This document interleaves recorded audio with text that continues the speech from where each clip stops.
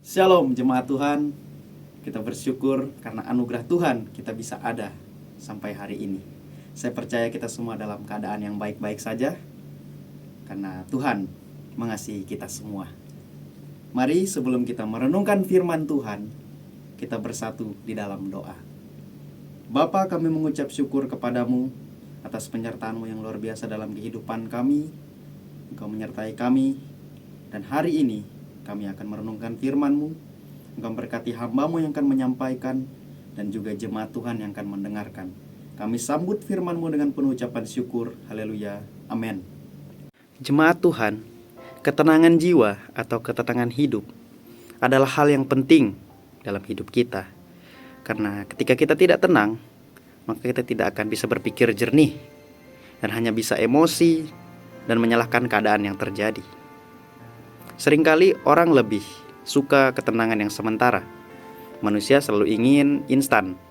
Makanya kadang-kadang orang lebih memilih untuk pergi ke hal-hal duniawi seperti narkoba, rokok, game online.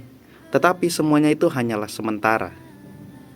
Dan masalah tidak akan hilang, tetapi justru akan memberikan dampak negatif yang tidak baik bagi tubuh. Pada hari ini kita akan belajar firman Tuhan di bawah satu tema, yaitu jiwa yang tenang.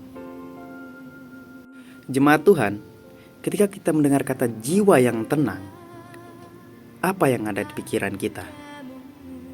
Tentunya di mana sebuah keadaan yang tenang, teduh, yang tidak ada suasana riuh, tidak ada berisik. Itulah yang kita anggap dengan jiwa yang tenang. Tetapi artinya adalah keadaan hidup kita tidak lagi memikirkan apa yang kita hadapi secara berlebihan. Karena kita harus tetap tenang meskipun keadaan itu membuat kita goyah. Dalam hidup semua orang pasti menghadapi masalah dan pergumulan. Tetapi kita percaya ketika kita mengandalkan Tuhan, maka kita akan memiliki jiwa yang tenang. Jemaat Tuhan, setiap orang percaya dapat memiliki jiwa yang tenang. Pertanyaannya, bagaimana agar orang percaya dapat memiliki jiwa yang tenang? Dengan mengaplikasikan beberapa langkah. Langkah yang pertama yaitu dekat dengan Tuhan. Sebagaimana yang tertulis di dalam Mazmur nomor 62 ayatnya yang pertama sampai yang kedua, yang berbunyi demikian. Dengan perikop perasaan tenang dekat Allah. Untuk pemimpin biduan, menurut Yedutun Mazmur Daud, hanya dekat Allah saja aku tenang, daripadanya lah keselamatanku.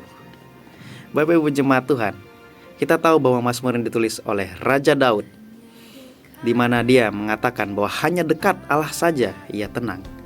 Karena pada zaman itu, Raja Daud sedang menghadapi peperangan yang sangat besar, sehingga ia percaya bahwa Allah adalah benteng perlindungan dalam kehidupannya. Meskipun Daud memiliki dosa, tetapi Tuhan mengampuni dia. Di sini Daud mengajarkan bahwa relasi dengan Tuhan sangat penting dalam kehidupan kita. Ketika kita memiliki masalah yang besar, masalah yang berat, maka kita harus datang kepada Tuhan. Karena dikatakan hanya dekat Allah saja aku tenang. Jadi di mana kita memperoleh ketenangan? Yaitu datang kepada Allah. Karena kita tahu bahwa Allah mendengar dan Allah tahu apa yang sedang kita hadapi. Tuhan tahu, karena Dia yang mampu memberi jalan keluar bagi setiap masalah yang kita hadapi. Itulah sebabnya kita harus memiliki hubungan yang intim dengan Tuhan agar kita bisa mengerti apa yang Tuhan mau dalam kehidupan kita. Jadi yang perlu kita ingat adalah bahwa ketika kita mengalami masalah dalam hidup kita, carilah Tuhan, dekatlah kepadanya. Maka Ia akan memberikan ketenangan yang sejati di dalam kehidupan kita. Jemaat Tuhan, ada sebuah cerita bagaimana tentang seorang anak kecil. Dia ini takut terhadap petir, sehingga ketika badai hujan datang dan listrik tidak menyala, maka kegelapan yang terjadi di kampung itu. Jadi anak kecil ini sangat takut ketika suara petir. Jadi dia berlindung, dia mendatang dan memeluk ibunya. Dan ketika dia memeluk ibunya, dia memperoleh ketenangan. Dan dia bisa tidur nyenyak. Jadi seperti halnya ilustrasi ini, demikianlah juga kehidupan kita. Ketika kita sedang menghadapi masalah, maka datanglah kepada Tuhan. Karena kita tahu Tuhan akan memberikan kita ketenangan. Pertanyaan refleksi untuk kita.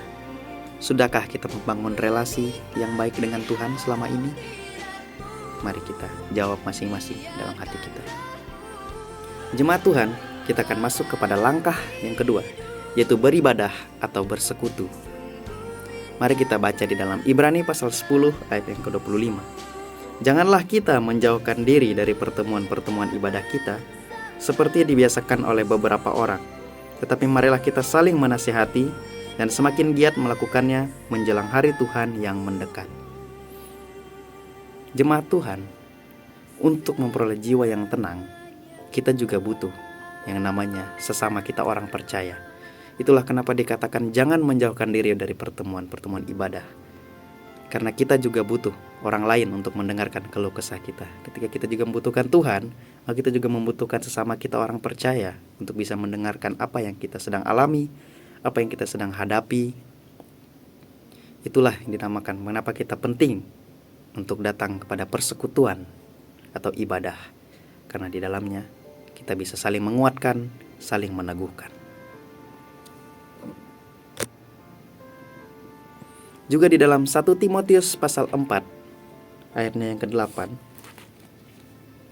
yang berbunyi, latihan badani terbatas gunanya, tetapi ibadah itu berguna dalam segala hal, karena mengandung janji baik untuk hidup ini maupun untuk hidup yang akan datang. Kita bisa ditegur dari hal ini karena ibadah itu berguna dalam segala hal dalam kehidupan kita. Itulah sebabnya ketika kita sedang mengalami masalah, menghadapi tekanan, cobaan hidup, maka kita juga butuh orang lain untuk bisa mendengarkan kita. Kita butuh komunitas yang sehat, yang saling menguatkan, yang bisa membantu, karena jalan keluar itu bisa saja melalui orang lain, karena Tuhan pasti punya rencana. Itulah sebabnya kita, ketika kita punya masalah, janganlah menghindar dari pertemuan-pertemuan ibadah, karena di sanalah kita akan melihat bahwa Tuhan bisa bekerja melalui sesama kita orang percaya. Ada sebuah cerita tentang seorang anak muda. Dia adalah orang yang pemalu, orang yang tidak bisa bergaul dengan orang lain. Tentang masalah hidup, dia adalah orang yang pendiam. Tetapi ketika dia bergabung di satu komunitas, dia terbiasa dan berani untuk menyampaikan apa yang sedang ia alami, apa yang sedang dia rasakan. Dia bisa berbagi kepada orang lain, sehingga dia merasa orang lain mempedulikan dia. Ternyata masih ada orang yang peduli terhadap kehidupannya. Itulah sebabnya kita beribadah dan bersekutu, karena kita tahu bahwa persekutuan yang sehat akan membawa dampak yang baik pada kehidupan kita. Itulah sebabnya ketika kita bergabung dengan sebuah komunitas, maka carilah komunitas yang bisa menguatkan kita. Karena kita percaya bahwa Tuhan bisa saja mengirim orang lain untuk membantu meringankan beban kita. Jadi sebagai pertanyaan untuk kita, sudahkah kita beribadah selama ini atau hanya terpaksa? Mari kita renungkan kembali. Jemaat Tuhan, kita akan masuk kepada langkah yang ketiga, yang terakhir, yaitu jangan overthinking. Di dalam Filipi pasal 4 ayat yang ke-6 mengatakan, janganlah hendaknya kamu khawatir tentang apapun juga, tetapi nyatakanlah dalam segala hal keinginanmu kepada Allah dalam doa dan permohonan dengan ucapan syukur. Jemaat Tuhan, langkah ini adalah langkah yang terakhir. Jadi apa sih itu overthinking? Overthinking itulah berpikir secara berlebihan atau kita khawatir tentang apapun yang terjadi dalam kehidupan kita. Itulah yang terkadang membuat kita itu tidak tenang. membuat kita kepikiran, bahkan sampai kita sulit untuk tidur. Tetapi dari ayat ini kita belajar bahwa ketika kita khawatir, maka kita harus menyatakan semuanya kepada Tuhan. Melalui apa? Melalui doa dan permohonan serta ucapan syukur.